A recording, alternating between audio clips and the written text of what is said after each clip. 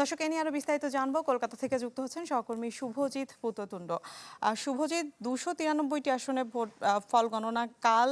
এখন পর্যন্ত তৃণমূল নেত্রী মমতার পক্ষ থেকে বলা হচ্ছে 200-র বেশি আসন পাবে। কি বুঝছেন শেষ মুহূর্তে এসে আসলে? দেখুন, আমি এই মুহূর্তে রয়েছি একটা গণনা কেন্দ্রের সামনে। তার নিরাপত্তাটা আগে আপনাকে দেখাবো। এই গণনা কেন্দ্র মূলত 6টা যে বিধানসভা কেন্দ্র তার গণনা হবে। 6টা বিধানসভা কেন্দ্র কোনগুলো? 6টা বিধানসভা কেন্দ্র মধ্যমগ্রাম, আমডাঙ্গা, বারাসাত, হাবড়া, অশোকনগর, দেগঙ্গা। এই যে বিধানসভা কেন্দ্রগুলোর গণনা করা হবে, এই বিধানসভা কেন্দ্রগুলো কিন্তু মূলত কাল সকাল 8টা থেকে গণনা শুরু হয়ে যাবে। মোটামুটি 10টার মধ্যে কিছুটা ছবি আপনারা বুঝতে পারবেন যে কোন দিকে ফল যেতে চলেছে। আবার যখন 12টা বাজবে তখন কিন্তু মোটামুটি এইসব জায়গার মোটামুটি ছবিটা স্পষ্ট হয়ে যাবে যে ছবিটা কোন দিকে যেতে চলেছে, কোন দিকে ফলাফল যেতে চলেছে। এক প্রকার পরিষ্কার হয়ে যাবে পশ্চিমবঙ্গের ক্ষমতায় কারা আসতে চলেছে। মূল যেখানে ওখানে অভিযোগ যে এই স্ট্রং রুমগুলোর নিরাপত্তা নিয়ে একটা প্রশ্ন উঠছে। কিন্তু এই এই যে স্ট্রং রুমটা, এই স্ট্রং রুমও কিন্তু একটা নিরাপত্তা নিয়ে প্রশ্ন উঠেছিল গতকাল। তৃণমূল কংগ্রেস তারা সারাদিন ধরে তারা প্রচার করেছে যে এই স্ট্রং রুমে নিরাপত্তা নেই। কিন্তু সমস্যাটা কোথায়? তৃণমূল কংগ্রেসের ওই স্ট্রং রুম ঘিরে অভিযোগ ছিল যে এই স্ট্রং রুমের যে সিসিটিভি তার ডিসপ্লে বন্ধ হয়ে গিয়েছিল। কিন্তু পরবর্তীকালে দেখা যায় যেসব বাইরে থেকে কর্মীদের আনা হয়েছিল, সেই কর্মীরা একটি ফ্যানের সকেট লাগানোর জন্য তারা সিসিটিভির ডিসপ্লে সকেট খুলে দেওয়া হয়েছিল। পরবর্তীকালে কিন্তু এই নিয়ে নির্বাচন কমিশন বিবৃতি দেয়। তারা বলে যে সিসিটিভি চলছিল কিন্তু সিসিটিভির যে ডিসপ্লে সেটা সাময়িক সময়ের জন্য বন্ধ হয়েছিল। নিরাপত্তা জনিত কোনো সংকট তৈরি হয়নি। উল্টো দিকে যেটা নিয়ে মূলত সমস্যা, সেটা কিন্তু এই স্ট্রং রুমটিকে নিয়ে মূলত সমস্যা। কারণ এই স্ট্রং রুমে ব্যালট পৌঁছানো নিয়েই কিন্তু মূলত সমস্যা তৈরি হয়। যেখানে তৃণমূল কংগ্রেসের অভিযোগ ছিল রাতের অন্ধকারে বা বিকেল বেলা আচমকা সমস্ত স্ট্রং রুম খুলে ফেলা হয়েছে। এই এই যে স্ট্রং রুম অর্থাৎ বারাসাতের এই যে স্ট্রং রুম, এই স্ট্রং রুমটা কিন্তু মূলত ব্যালটের হাব হিসেবে পরিচিত। ব্যালট বাক্স সমস্ত যত বিধানসভা কেন্দ্র, এই কলকাতা নর্থ, কলকাতা সাউথ, বারাসাত, দক্ষিণ চব্বিশ পরগনা, উত্তর চব্বিশ পরগনা, তার ব্যালট বাক্স মূলত এই স্ট্রং রুমে জমা পড়েছিল। এবং এখান থেকে মানে অর্থাৎ নির্বাচন কমিশন থেকে সেগুলো শর্ট আউটের পর মূলত পৌঁছানোর কাজ হয়েছিল এই বারাসাত স্ট্রং রুমে। এখান থেকেই মূলত যে সমস্যা তৈরি হয়, সেই সমস্যা থেকে কিন্তু নির্বাচন কমিশনের কাছে একটা তৃণমূল কংগ্রেস অভিযোগ দায়ের করে এবং তারপরে তারা এই নির্বাচন কমিশন এই স্ট্রং রুমের আশেপাশে তারা তাদের দলীয় কর্মীদের বসাতে শুরু করে। মূলত স্ট্রং রুমের নিরাপত্তা নিয়ে তারা প্রশ্ন তুলেছিল। কিন্তু নির্বাচন কমিশন প্রতিকটা তাদের তথ্যের জবাব দিয়েছে এবং তারা বলেছে কোনো জায়গাতেই নিরাপত্তার সংকট নেই। কেন্দ্রীয় যে সশস্ত্র বাহিনী তারা এইগুলো যে স্ট্রং রুমগুলোর নিরাপত্তায় মোতায়েন রয়েছে। এছাড়াও একাধিক সিসিটিভির মাধ্যমে কিন্তু পুরো স্ট্রং রুমের যে চত্বর, সেই চত্বর কিন্তু মুড়ে ফেলা রাখা হয়েছে। ফলে নিরাপত্তাজনিত যে ঘাটতির যে অভিযোগ বারবার করা হচ্ছে, সেই ঘাটতির অভিযোগ একেবারেই মিথ্যে। যদিও তৃণমূল কংগ্রেস বা বিজেপি তাদের এই যে দাবি সেটা মানতে চাইছে না। আর মাত্র 24 ঘন্টারও খুব কম সময় বাকি আছে। তারা এই সময়টুকুর জন্য তাদের একজন করে প্রতিনিধি এই স্ট্রং রুমের ভেতরে পাঠিয়ে রেখেছে, যেখান থেকে তারা নির্দিষ্ট দূরত্ব থেকে সিসিটিভি গুলোর উপরে মনিটরিং চালাতে পারছে। পাশাপাশি এই বুথের যে আশেপাশে স্ট্রং রুমের আশেপাশে বিজেপি তাদের মহিলা মোর্চার যে বাহিনী তারা কিছু কিছু করে মোতায়েন করেছে। এছাড়াও তৃণমূল তাদের যে কর্মী তাদের মোতায়েন করে রেখেছে। তারা দিন রাত পাহারা দিচ্ছে এবং আগামীকাল 8টা পর্যন্ত তারা পাহারা দেবে। তারপরে তাদের যারা কাউন্টিং এজেন্ট তারা চলে আসবে এবং 8টার পর থেকে কাউন্টিং শুরু হবে। প্রথমে কিন্তু ইভিএম গুলোই কাউন্ট হবে এবং ইভিএম কাউন্ট হওয়ার শেষে নির্দিষ্ট যে একেবারে যাচাই বাছাই ছাড়া 5খানা বুথ, যে কোনো বিধানসভার 5খানা বুথ থেকে ভিভিপ্যাট অর্থাৎ যে প্রতীক এবং তাদের যে একটা একটা যে চিরকুট বেরোয়, সেই চিরকুট কাউন্টিং হবে। সেই কাউন্টিং শেষে যদি চিরকুট মিলে যায় সেক্ষেত্রে ভিভিপ্যাটের সঙ্গে মিলিয়ে যেটা ফাইনাল যে রিভিউ সেটা দেওয়া হবে। এবং একই সঙ্গে এই 12টার পর থেকে মূলত যে রেজাল্ট, সেই রেজাল্টও কিন্তু সামনে আসতে শুরু করবে, যেটা আমরা দর্শকদের আগামীকাল সারাদিন জানাতে থাকবো। মিলা। জি শুভজিৎ, ধন্যবাদ আপনাকে। পশ্চিমবঙ্গ থেকে শুভজিৎ পুততুণ্ড আমাদের সাথে যুক্ত হয়েছিলেন। দর্শক, এ বিষয়ে আমরা আরও জানবো। আমাদের সাথে একজন অতিথি যুক্ত হয়েছেন, আন্তর্জাতিক সম্পর্ক বিশেষজ্ঞ ডক্টর রঞ্জিত সেন। আমরা চলে যাচ্ছি তার কাছে। স্বাগত আপনাকে।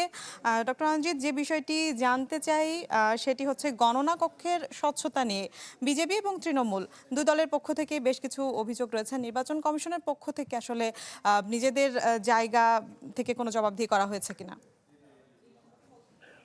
দেখুন, নির্বাচন কমিশনের তরফ থেকে বিগত দু একদিনের মধ্যে যেই অভিযোগ উঠেছে তৃণমূল কংগ্রেসের পক্ষ থেকে এবং বিজেপির পক্ষ থেকে, সেই প্রত্যেকটি অভিযোগকে ইলেকশন কমিশন, নির্বাচন কমিশন খুব খতিয়ে দেখেছে এবং আমার মনে হয় যে স্টেপ গুলো নির্বাচন কমিশন নিয়েছে এবং সেই স্টেপ গুলো আমার মনে হয় একেবারে সঠিক পরিপ্রেক্ষিতে নেওয়া স্টেপ।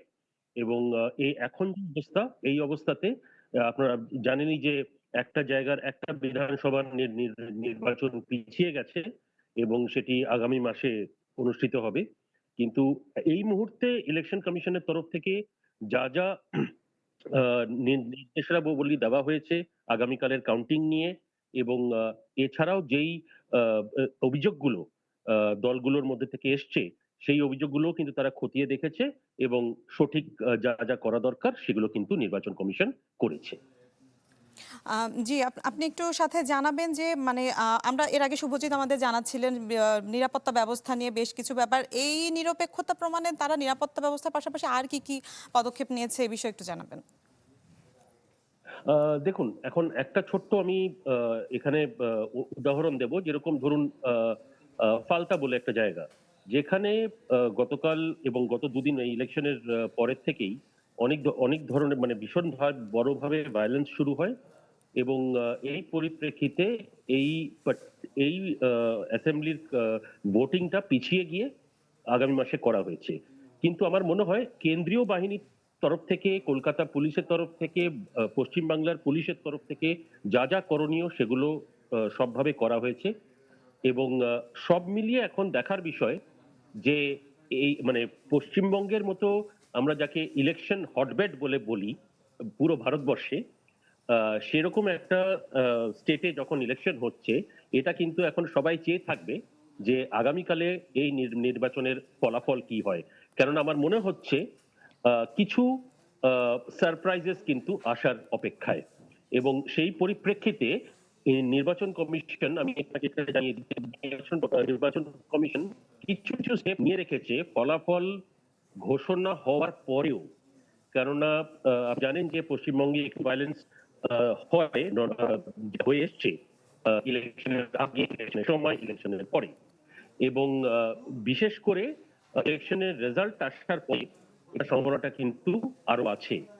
সুতরাং এই পরিপ্রেক্ষিতে ইলেকশন কমিশনের তরফ থেকে যা যা করণীয়, যে যে স্টেপ নেওয়ার কথা, সেই সবকটা স্টেপ ইলেকশন কমিশন নিয়েছে, এবং এবার সবার অপেক্ষা, সবার নজর আগামীকালের ইলেকশনের রেজাল্টের উপরে।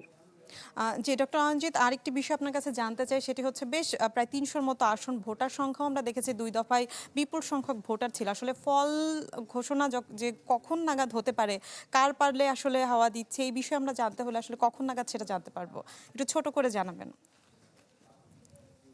হ্যাঁ, আমার মনে হয় দেখুন সকাল থেকেই ট্রেন্ড আসা শুরু হয়ে যাবে। আগামীকাল সকাল থেকেই মোটামুটি দুপুর ১টা ২টো ১২টা ১টা ২টোর মধ্যে মোটামুটি একটা পরিষ্কার হলেও আমি বলবো যে একটা ভালো সম্ভাবনা হয়ে যাবে যে কোন দল খালি এগিয়ে নেই, কোন দল সত্যির ভাবে সরকার গঠনের দিকে এগিয়ে চলেছে।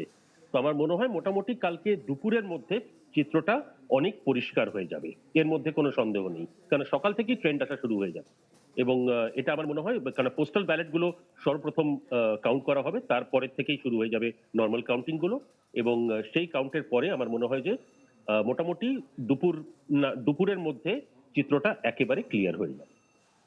জি, অসংখ্য ধন্যবাদ আপনাকে আমাদের সাথে যুক্ত হওয়ার জন্য। আন্তর্জাতিক সম্পর্ক বিশেষজ্ঞ ডক্টর রঞ্জিত সেন আমাদের সাথে যুক্ত হয়েছিলেন।